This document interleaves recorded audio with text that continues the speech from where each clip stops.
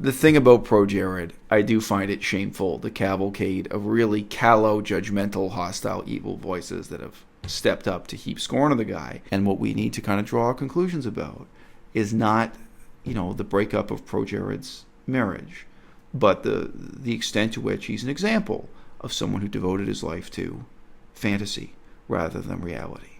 And you know what? Reality, it's an acquired taste.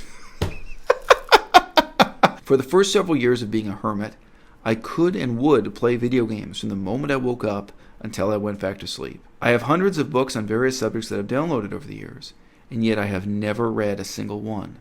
Even if I want to, I can't for some reason. Pathetic, right? Sometimes I wonder if I have done some kind of damage to my brain due to gaming all those years that I spent not using my brain. It's the 21st century, and I don't know which one is more of a problem. That people in the decadent West have no sense of shame, or that journalists have no sense of journalism. YouTube star extraordinaire Projared, I can't even say he was caught cheating on his wife. He came out on Twitter and announced that he and his wife were going to get divorced, and in retaliation, his wife complained also on Twitter that he had been sleeping with another woman. Nobody wants to have any shred of dignity in discussing or reporting the story. I didn't see a single article that even tried to fact-check claims to the level of finding the websites being alluded to or finding the screenshots being alluded to. I didn't see any source pressing beyond the level of reporting rumor and innuendo on Twitter as fact. He was promising me that he was committed to our relationship at the time and promising her that he was breaking up with me. Yes, I cheated, and I'm okay with that. That's why my final rating for this is a broken marriage out of 10. Projared just kept telling all these different girls that him and his wife were in an open relationship, and he was sending them the banana pics. It is wrong. It's wrong. 2, it's morally and ethically wrong. 3, you are a male or female figure taking advantage of your power in that situation and influence to take advantage of somebody to get something that you want for your own personal satisfaction. And that's wrong! Now, obviously, people started attacking the alleged side hoe known as Holly Conrad. Holly Conrad responded by saying this: I understand some poop is going down on the internet. If you want to believe a hyperbolic statement from someone you don't know on the internet with no previous background information and use it to demonize strangers, so be it. That statement from the alleged side hoe makes it sound like, she didn't do anything wrong. This guy literally had the Aragorn of a wife and then downgraded to a Smeagol. Like, take this into account. This is what we're dealing with right here. This is what he looks like. This is who he was with. And then he downgraded to that. It's like, wow, man, are you a clown? Are you dumb? So if you'll excuse me, I need to delete some pictures of myself playing naked. You didn't delete Unless them. you want to see them. No! Delete them! Delete them, Projared, please. You guys might have figured this out. This is the first time you've seen the stickers on the back of my computer. These were put here by my daughter. She's now 6 years old. So these are the stickers of her choosing, in the arrangement of her choosing, decorating my computer. And I do that, I use this computer in public. This is my laptop. I also got a desktop. If I'm sitting in a library and, some middle-aged woman wants to hit on me, it's a pretty strong indication. This means a lot more than a wedding ring on your finger. When you think about it, if a guy's sitting there with a ring on his finger, that could mean anything. He's got his kid stickers on his computer. I'm not even saying this discourages women from hitting on me. It's just a little bit of a barrier to entry there. Just a little hurdle to get over. Any woman, young, old, middle-aged, who wants to express interest in me, they know what they're getting into. Divorced father of one, okay?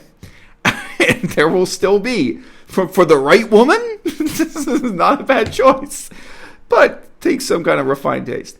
Look, the thing about Projared, I do find it shameful, the cavalcade of really callow, judgmental, hostile, evil voices that have stepped up to heap scorn on the guy and who are pretending as if they had some higher expectations of it. Who is Projared? He does, he plays video games and gives his opinions about them. It is shameful, the kind of behavior you see, people kind of reverting to a small town witch hunt mentality when it's just revealed that this guy was allegedly cheating on his wife, and that what's being said about him is in the context of his wife being understandably, heartbroken and furious, in this moment. But, sometimes people say things they might later reconsider, or, sometimes the role of journalism is not to report rumor and innuendo on Twitter as fact. But with all that aside, I think the contrast we got to talk about here is fantasy versus reality. And I think that is part of what's bad about people playing video games as children, people playing video games as fully grown adults. And, in terms of this fantasy versus reality thing, part of what got Projared in trouble, just like a famous U.S. Congressman, Anthony Weiner, was precisely that he wasn't pursuing real relationships with real people. He was pursuing nude photographs of real people over the internet. Now, look, I understand. A photograph is a real photograph. But I think this really does reflect the underlying malaise of our time, that you get people who are pic collectors, people who as their hobby, and people who as their form of social life and sexuality are doing what Projared allegedly did, but there are a lot of witnesses to this, which is that he used his position on the internet to try to get people to join his Snapchat and join a Tumblr and send him nude pictures of themselves. Now, I don't think nudity is evil. I think that behavior is counterproductive, precisely because you're passing up your chance for something real, relationship with real people in the real world, naked or clothed, for something that is always and ineluctably going to be unreal. So I'm going to read to you here a letter I got from a viewer. This person just calls themselves Recluse, writes in and says, quote, "I have a question I've been meaning to ask you. I figure perhaps this may be the best place for it. I dropped out of school as a teenager at 15 and became a hermit. I have no education or employment history. I have been a recluse for well over a decade, so this person is thus over 25. I can agree that video games are a monumental waste of time, especially for a quote-unquote normal person. I think normal people can benefit from your advice and the books you've recommended in previous videos. However, for someone like myself who is likely going to be a reclusive loser for their entire existence, wouldn't everything I do essentially be a waste of time, since I only interact with my parents and will most likely never be a participant in society? Never employed, ? Let me just pause and mention, the quality of English writing here is already a lot higher than most of the correspondence I get. I don't assume this is a person who's really mentally disabled or incapable of holding a job. Actually, I don't know, kid. You sound employable so far. But no, anyway, we'll go on. Obviously, it's a problem. You dropped out of school at 15 and so on. But I don't know. So based on this letter, there's hope for you yet. Anyway, if a person is isolated and is going to remain an isolated recluse for the rest of their existence, is the value you attribute to reading and learning less than that would be for a more normal person who is a participant in society? A bit more about me, : For the first several years of being a hermit, I could and would play video games from the moment I woke up until I went back to sleep. As I've gotten older, I can't do it anymore for some reason. I struggle to play a game for even a few minutes. That doesn't mean that I do anything productive. I still waste time all day by browsing various websites. Anyway, look, again, maybe there's hope. At least you've developed an aversion to something you used to be addicted to. I have hundreds of books on various subjects that I've downloaded over the years, and yet I have never read a single one. Even if I want to, I can't for some reason. Pathetic, right? Sometimes I wonder if I have done some kind of damage to my brain due to gaming all those years that I spent not using my brain, especially during my youth when my brain was more malleable or most malleable. I wonder how different I'd be if I'd spent 16 hours a day reading about history, learning languages, mathematics, etc., instead of playing video games. I don't regret being a recluse, but I do regret the time I've spent as a recluse. Would I have ended up feeling the same way had I wasted my time on learning history, languages, mathematics, how to play an instrument, etc.? Thank you for reading my comment. It's really hard to draw a line between habit and who we truly are. That phrase, creatures of habit. Are you more or are you less than the habits you cultivate? Because with the passage of time, your habits come to cultivate you.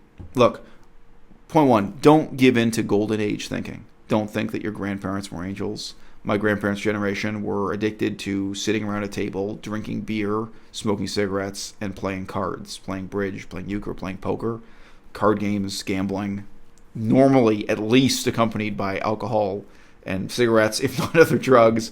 My grandparents' generation, they were not angels. And they had heroin and cocaine and all those hard drugs too. They probably didn't tell you that they did, but they did. They had different slang terms to them. The good old days were not good. They were just old.